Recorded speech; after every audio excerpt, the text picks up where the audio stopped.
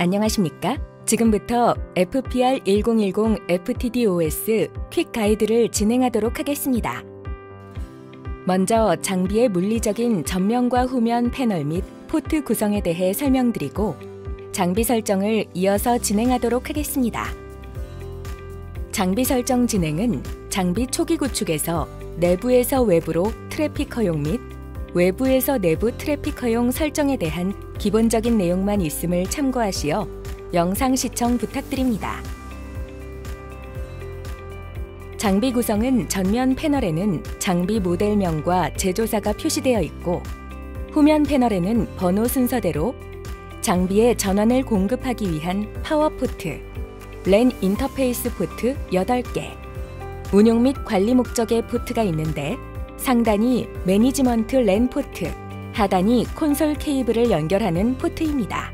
마지막으로 USB 포트가 있는데 이 포트는 장비의 펌웨어 등 파일을 넘길 시 FTP 등과 같은 프로토콜을 이용하지 않고 파일을 손쉽게 옮길 수 있게 해줍니다. 하드웨어 준비 물품이 준비가 완료되면 이미지와 같이 콘솔 케이블의 RJ 부분은 콘솔 포트에 연결, USB 부분은 PC에 연결하고 랜 케이블은 매니지먼트 포트 및 PC에 연결합니다. 초기 설정 시 콘솔 케이블을 연결하여 접속을 진행하며 초기 준비 물품과 접속에 대한 정보를 확인합니다.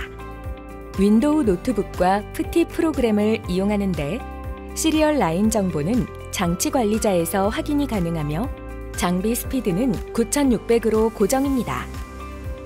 해당 정보를 기입 후 오픈 버튼을 클릭하면 우측 이미지와 같이 장비에 접속을 하게 됩니다. 초기 계정 정보를 입력하여 로그인을 진행합니다. 로그인하면 초기 패스워드 변경을 진행합니다. 패스워드 변경 시 8자리 이상 영문, 숫자, 특수기호 조합으로 진행하며 최소 1자리 정도는 대문자를 이용하여 구성하며 패스워드가 너무 쉬우면 보안상 취약점으로 작용할 수 있어 해당 설정으로 권장드립니다. 정상적으로 로그인되면 이미지와 같이 표시됩니다. 화면에 표기된 명령어 Connect FTD를 입력합니다. 이미지 하단에 나오는 내용은 약관이 나오는 부분으로 엔터키를 이용하여 넘어갑니다. 해당 단계를 넘어가면 구성 진행이 자동으로 인스톨됩니다. 정상적으로 구성이 되면 매니지먼트 포트 설정을 진행합니다. 정상적으로 구성이 되면 매니지먼트 포트 설정 마법사를 진행합니다. 방화벽 인사이드, 아웃사이드 구성 시 IPv4를 사용할 것인지 확인합니다. 보통 설정 시 IPv4를 이용하므로 Yes를 입력합니다. 방화벽 매니지먼트 구성 시 IPv6를 사용할 것인지 확인합니다. 아직 IPv6를 쓰는 일반 고객사는 없으므로 NO로 진행합니다. IPv4로 설정한 매니지먼트 IP 주소를 DHCP를 이용하여 서비스할지 확인하는 것으로 보안상 매니지먼트 IP를 자동으로 할당하는 것은 보안상 문제가 될 수 있으므로 특별한 요청이 없다면 매뉴얼 고정으로 설정합니다. 매니지먼트 IP 주소를 입력합니다. 매니지먼트 IP에 대한 서브넷 마스크를 입력합니다. 매니지먼트 포트의 용도에 대한 부분으로 기본 설정인 데이터 인터페이스 그대로 엔터키를 입력합니다. 장비의 호스트네임 설정을 합니다. 일반적으로 고객사명을 영문으로 입력하거나 테스트 진행하는 부분으로 여기서는 테스트 FTD로 입력하여 진행하였습니다. 매니지먼트 포트에 DNS 설정을 합니다. 별도의 DNS 설정이 없다면 기본 시스코에서 제공하는 주소로 설정합니다. 도메인 네임 설정 부분인데 기본인 논을 입력하여 별도의 입력 없이 사용합니다. 장비에 대한 관리를 로컬로 적용할지 확인하는 부분으로 Yes를 선택하여 진행하도록 합니다. 해당 설정이 완료되면 적용을 시키기 위한 로딩이 진행되고 진행이 완료되면 이후부터는 웹 UI로 접근하여 설정 진행이 가능하게 됩니다. 장비 접속 시 HTTPS 접속을 하여 SSL 인증서 문제로 뜨는 페이지로 접속이 안 되는 부분은 아니니 이미지와 같이 진행하시어 로그인 페이지로 넘어가시면 됩니다. 고객사 내부에서 사용하는 인증서가 있다면 등록하여 접속 시 해당 페이지가 뜨지 않게 하는 방법도 있습니다. 앞서 설정한 CLI 접속 시 사용한 계정 정보를 입력하여 로그인 진행합니다. 최초 접속 시 아웃사이드 앤 라이선스 설정을 위한 마법사가 실행됩니다. 설정 도중 접속이 끊기거나 설정을 건너뛰게 된다면 전부 수동으로 설정해야 하므로 정보를 정확히 확인하여 설정을 진행합니다. 다시 마법사를 실행시키려면 장비 초기화 후 재설정을 해야 하는 부분으로 초기 설정 전 사전 정보를 미리 준비하시는 것을 권장드립니다. IPv4 구성 시 고객사에서 신청한 인터넷 회선 정보 확인 후 DHCP 또는 고정으로 설정 진행하게 되고 SIP에서 제공하는 주소는 대부분 IPv4이므로 정보 확인 후 설정을 진행합니다. IPv6 구성은 끄기를 선택하여 진행합니다. IPv4 설정이 유동일 때는 이미지와 같이 설정을 진행합니다.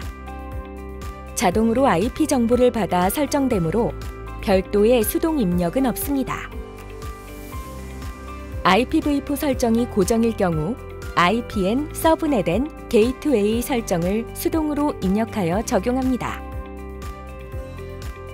NTP 시간 설정으로 장비의 시간을 설정합니다. 시간대는 설정되는 국가에 맞게 설정을 진행해야 하며 가이드에서 설정은 국내 설정으로 진행하겠습니다. 국내 설정 시 아시아 서울로 설정하고 NTP 서버는 별도의 서버가 없다면 기본 설정을 유지해야 합니다. 기본 설정 시 시스코에서 제공하는 서버를 이용하게 됩니다. 라이선스 설정 시 평가판과 스마트 라이선스 입력 두 가지로 설정 가능합니다. 평가판은 트라이얼 라이선스로 90일 동안 기능을 임시적으로 사용 가능하게 하므로 POC 또는 라이선스 발급이 늦어지는 경우 임시로 사용이 가능합니다. 스마트 라이선스의 경우 스마트 어카운트에 할당되며 해당 라이선스 토큰 값을 입력하면 라이선스 적용이 가능합니다. 발급받은 토큰 입력을 진행합니다. 라이선스 적용 시 주의사항은 장비는 아웃사이드 설정 후 인터넷이 가능한 상태여야 하고 NTP 시간이 정상적으로 설정이 되어 있어야 합니다. 토큰 값은 생성한 스마트 어카운트 계정에서 발급하거나 파트너사에 문의하여 진행이 필요합니다. 장비 컨트롤 기반을 어디에 두는지에 대한 설정으로 클라우드 베이스라면 1번을, 온프레미스라면 2번을 선택하여 마지막 구성을 지정합니다. 이번 테스트는 온프레미스 방식으로 진행되므로 2번을 선택하여 구성하도록 하겠습니다. 인사이드 인터페이스 설정을 위해 인터페이스 구성으로 이동합니다. 기본적으로 인사이드 영역은 VLAN 1에 할당이 되어 있으므로 VLAN 1의 정보를 수정합니다.